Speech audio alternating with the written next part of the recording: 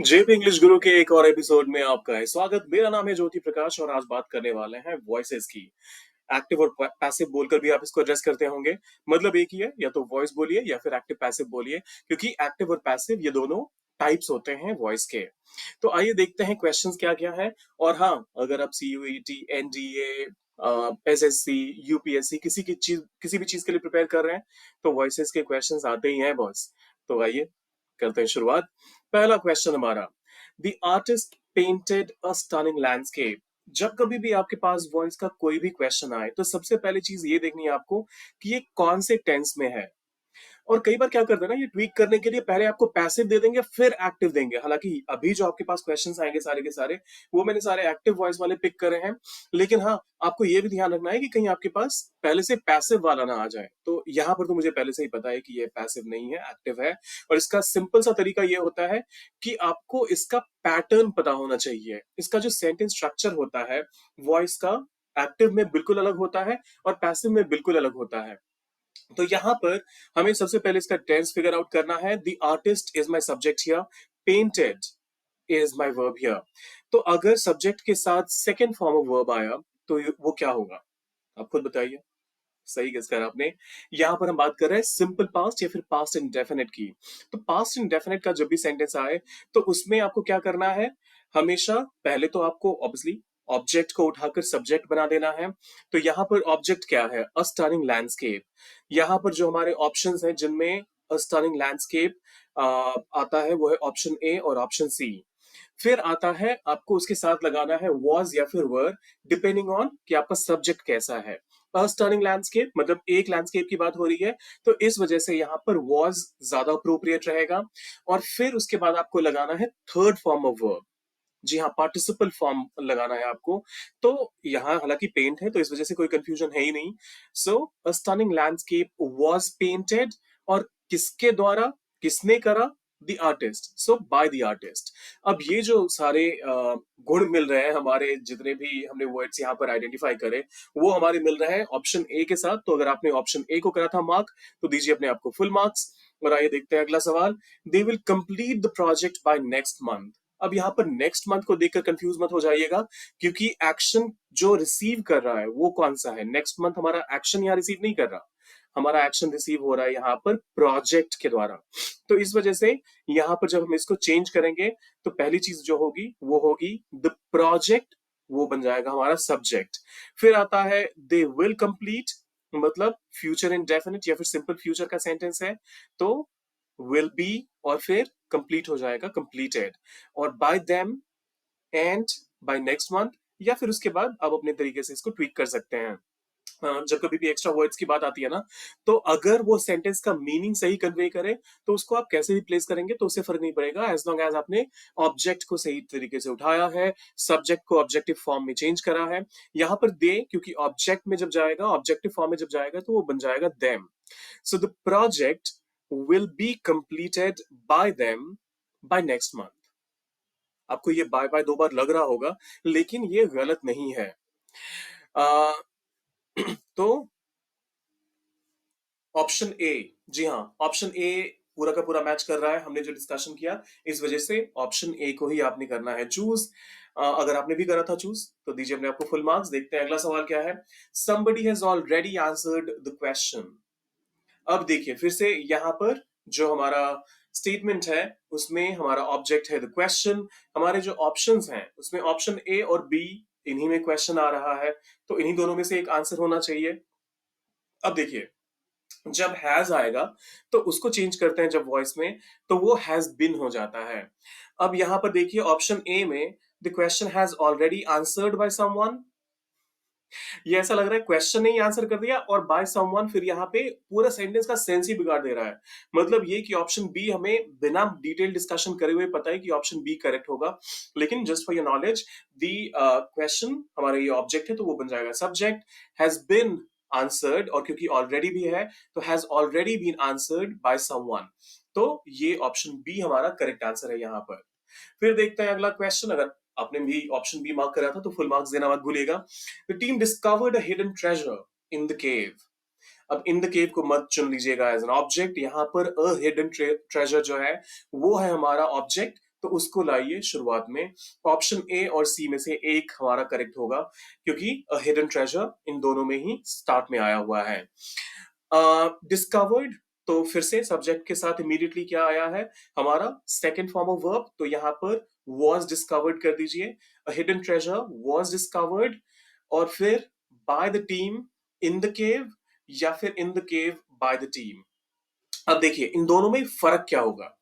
अगर आप बोलेंगे कि by the team in the cave, मतलब टीम ऐसी जो कि केव के अंदर थी, और जब आप बोलते हैं a hidden treasure was discovered in the cave by the team, तो फिर इसका मतलब ये होता है कि ट्रेजर तो केव के अंदर था, लेकिन टीम कहां पर थी ये नहीं पता।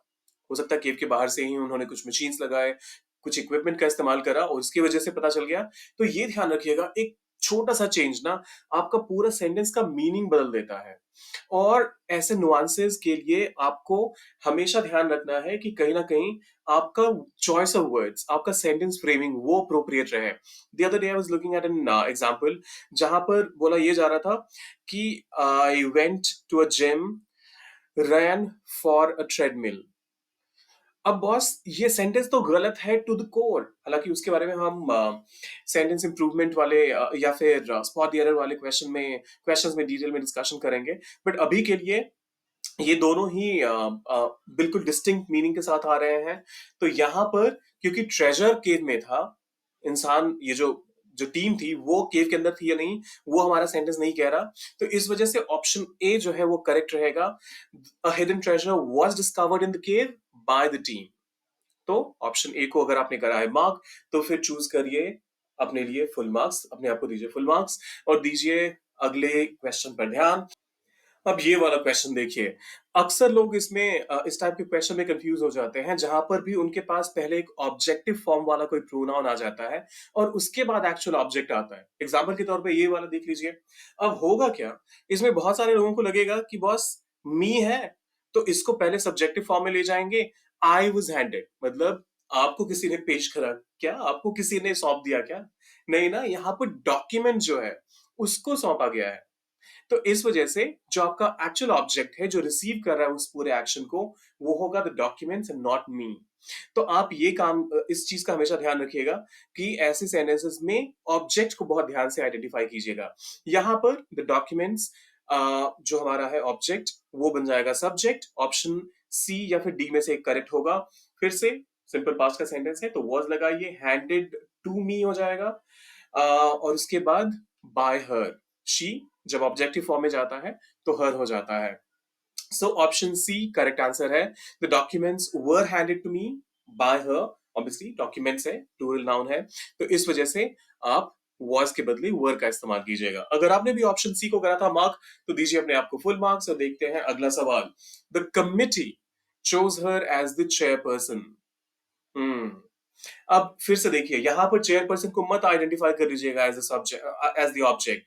ऑब्जेक्ट क्या है यहाँ पर, हर, क्योंकि जो एक्शन रिसीव कर रहा है वो चेयरपर्सन नहीं है, वो हर है। तो हर का सब्जेक्टिव फॉर्म क्या होगा, अभी थोड़ी देर पहले डिस्कस करा था।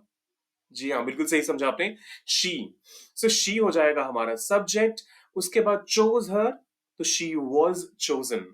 अब देखिए इन सब में से जो एक ही ऑप्शन है, ऑप्शन ए, जिसमें शी वॉज चोजन का इस्तेमाल हुआ है। तो अगर, क्योंकि आपको एग्जाम में ये भी ध्यान रखना है कि आप पूरा डिटेल में सब कुछ एनालाइज करें वर्सेस कुछ एक वर्ड्स को देखिए, और फिर अगर आपको लगता है कि ऑप्शन तो बॉस मिल गया मुझे, तो फिर फटाफट इसको मार्क कीजिए, आगे बढ़िए। तो फिर यहाँ पर ऑप्शन ए को करिए मार्क, शी वॉज चोजन हमें पता चल गया है कि इसके अलावा कोई और ऑप्शन यहाँ पर करेक्ट हो ही नहीं सकता। पूरा सेंटेंस देखते हैं, she was chosen as the chairperson by the committee. यहाँ पर ऑप्शन ए करेक्ट है, फुल मार्क्स दीजिए अपने आप को अगर आपने भी मार्क करा था इसको। और देखते हैं अगला सवाल। He is fixing the broken computer. The broken computer, जो ब्रोकन का मतलब यहाँ टूटा फूटा कंप्यूटर मत समझिएगा। जब कभी भी कोई भी इक्विपमेंट की बात होती है और उसके लिए ब्रोकन वर्ड का इस्तेमाल होता है, इसका मतलब है कि वो ढंग से काम नहीं कर रहा। आपका मोबाइल फोन अगर ढंग से काम नहीं करता, तो आप बोल सकते हैं mobile, my mobile phone is broken. या फिर आप ब्रोक का अगर इस्तेमाल करेंगे तो इसका मतलब हो जाता है जिसके पास पैसे ना हो, जो बिल्कुल हैंड टू माउथ वाली सिचुएशन हो, तो उस केस में ब्रोक का इस्तेमाल करते हैं।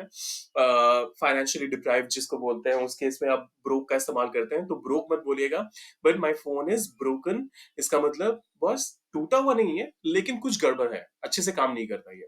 तो यहाँ पर द ब्रोकन कंप्यूटर, और फिर से he is fixing continuous form है, तो the broken computer is being fixed, ये आप ध्यान रखिएगा।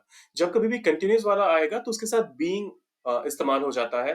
तो the broken computer is being, और ये कौन सा है? ऑप्शन डी, जिसमें the broken computer is being, ये पूरा का पूरा एज इट इज आ रहा है, तो हम ऑप्शन डी को करेंगे मार्क।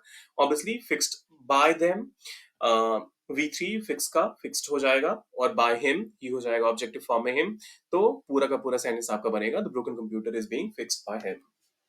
फिर आता है we handed out the pamphlets at the entrance. At the entrance ये हमारा ऑब्जेक्ट नहीं है। रिसीव क्या कर, कौन सा वर्ड है यहाँ पर, ये कौन सा फ्रेज या फिर कौन सा फ्रेज है जो एक्शन रिसीव कर रहा है? पैम्फलेट्स। तो पैम्फलेट्स को आप ऑब्जेक्ट से सब्जेक्ट की कैटेगरी में ले जाइए, और देखिए ऑप्शन ए और बी में ये पैम्फलेट्स जो हैं वो शुरुआत में आ रहे हैं, सब्जेक्ट के तौर पे आ रहे हैं, तो फिर ऑप्शन ए या बी में से करेक्ट एक आंसर होगा। हैंडेड आउट फिर से हमारा एक फ्रेजल वर्ब है यहाँ पे। हैंड आउट करना मतलब किसी को देना, किसी को हाथों, अपने हाथों से देना, तो उस केस में आप हैंड आउट का इस्तेमाल करते हैं। तो यहां पर इसको क्या करेंगे हम? द पैम्फलेट्स वर, क्योंकि पैम्फलेट्स हैं प्लूरल है, तो the pamphlets were handed out, और ये हमारा ऑप्शन ए में आ रहा है, तो इस वजह से हमारा ऑप्शन ए करेक्ट आंसर है। फिर देखिए someone stole my bicycle, बहुत ही आसान है। my bicycle ऑब्जेक्ट है, उसको उठाइए, सब्जेक्ट की तरफ ले आइए। was stolen सिंपल पास्ट का सेंटेंस है, ये तो बेहद आसान है, और ऑप्शन ए ये बिल्कुल मीट कर रहा है, तो ऑप्शन ए को करिए मार्क। और the teacher explained the complicated concepts to the students. हाँ जी, फिर से कंफ्यूज मत होइएगा, स्टूडेंट्स यहां पर एक्सप्लेन किए जा रहे हैं या फिर कॉम्प्लिकेटेड कॉन्सेप्ट्स एक्सप्लेन किए जा रहे हैं। जो एक्शन है एक्सप्लेन करने का, वो रिसीव कौन कर रहा है? स्टूडेंट्स या फिर कॉम्प्लिकेटेड कॉन्सेप्ट्स? समझ आ गया ना? तो कॉम्प्लिकेटेड कॉन्सेप्ट्स जो है वो हमारा सब्जेक्ट में जाएगा। Work explained the complicated concepts, was concept was explained, okay I am sorry, concepts नहीं है, कॉन्सेप्ट है, तो ऑप्शन ए यहां पर हमारा करेक्ट होगा, क्योंकि the complicated concept was explained ये एज इट इज सिर्फ और सिर्फ इसी सेंटेंस में आ रहा है। तो अगर आपने भी मार्क करा था ऑप्शन ए को, तो दीजिए अपने आप को फुल मार्क्स। देखते हैं अगला सवाल। सवाल नहीं, आपके लिए रिक्वेस्ट है, लिंक, लाइक, कमेंट, शेयर और सब्सक्राइब, ये चारों बहुत इंपॉर्टेंट एक्शंस हैं as we are growing slowly, तो आपका सपोर्ट बहुत बहुत बहुत रिक्वायर्ड है। So don't forget to leave a comment and tell us how much you liked the content, और कोई और ऐसा टॉपिक है जिसपे आप देखना चाहेंगे वीडियो, वो भी बताइएगा, सब्सक्राइब करके जाइएगा।